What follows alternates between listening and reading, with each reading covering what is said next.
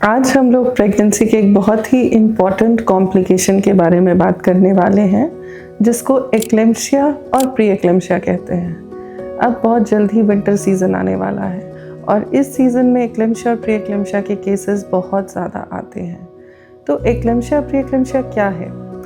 ये बीपी का बढ़ना प्रेगनेंसी में, अगर वो 5वें महीने दैट मीन्स 20 वीक्स से यदि किसी भी पेशेंट का बीपी बढ़ने लगे तो वो प्री एक्लेम्पशिया के कंडीशन में आ जाती है। अगर आपको बीपी की शिकायत प्रेगनेंसी के पहले से है तो वो हाइपरटेंशन है, वो प्री एक्लेम्पशिया नहीं होगा, उसकी दवा आप पहले से खा रहे हो। बट लेकिन प्रेगनेंसी से जो कॉम्प्लिकेशन बीपी के लिए आती है 5वें महीना ऑनवर्ड्स 20 वीक्स के बाद से, उसको प्री एक्लेम्पशिया कहते हैं। प्री एक्लेम्पशिया क्यों होता है?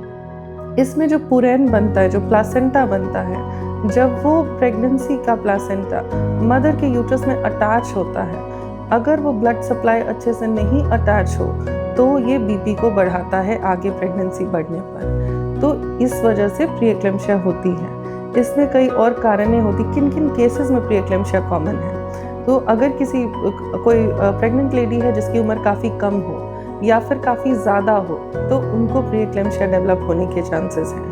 या फिर मल्टीपल प्रेगनेंसी, जैसे जुड़वा बच्चा, ट्विन हो, ट्रिपलेट्स हो, उन पेशेंट्स को ज़्यादा कॉम्प्लिकेशन प्री एक्लेम्पशिया होने के चांसेस ज़्यादा हैं। इसके अलावा कोई डायबिटिक मदर हो, उसको भी चांसेस ज़्यादा है प्री एक्लेम्पशिया होने के।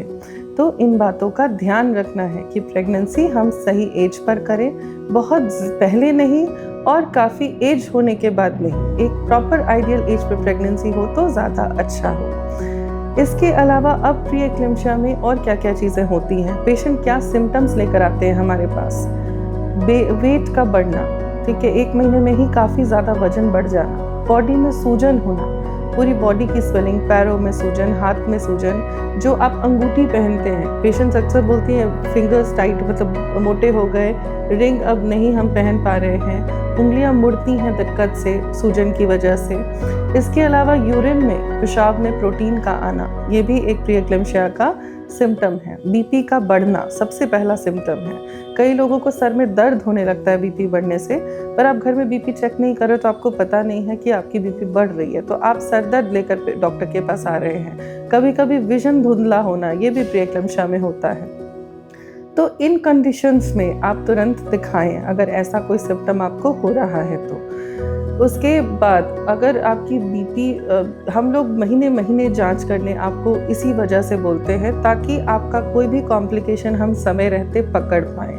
प्री एक्लेम्पशिया कंडीशन अगर हम लोग डायग्नोज करते हैं तो हम बीपी की दवा आपको तुरंत शुरू करते हैं। साथ में एस्पिरिन की गोली दी जाती है 150 पावर की, ताकि वो आप प्री एक्लेम्पशिया से एक्लेम्पशिया में ना बढ़ो। कई पेशेंट्स चमकी के साथ आते हैं, जो नेग्लेक्टेड पेशेंट्स होते हैं, जिनका प्रॉपर महीने महीने चेकअप नहीं होता, वैसे पेशेंट्स चमकी लेकर हमारे पास आते हैं, बेहोश कंडीशन में आते हैं, पूरे फिट्स के साथ आते हैं, वो एक कंडीशन एक्लेम्पशिया होता है। तो यदि हम पेशेंट्स को प्री एक्लेम्पशिया के स्टेज में पकड़ लेते हैं तो उनका प्रॉपर इलाज हो सकता है, क्योंकि प्री एक्लेम्पशिया की कंडीशन में आगे जाकर अगर आप ध्यान नहीं दें तो वो एक्लेम्पशिया में बदल जाता है। और यदि आपको एक्लेम्पशिया होता है तो वैसे कंडीशन में माँ और बच्चा दोनों खतरे में होते हैं, दोनों को बचाना बहुत ही मुश्किल हो जाता है। तो यदि आप सही समय पर आकर मिल लें और सही इलाज करा लें तो आप प्री एक्लेम्पशिया से एक्लेम्पशिया में जाने में आप बच सकते हैं। इस दोनों कंडीशन में बच्चे का ग्रोथ भी हैम्पर होता है।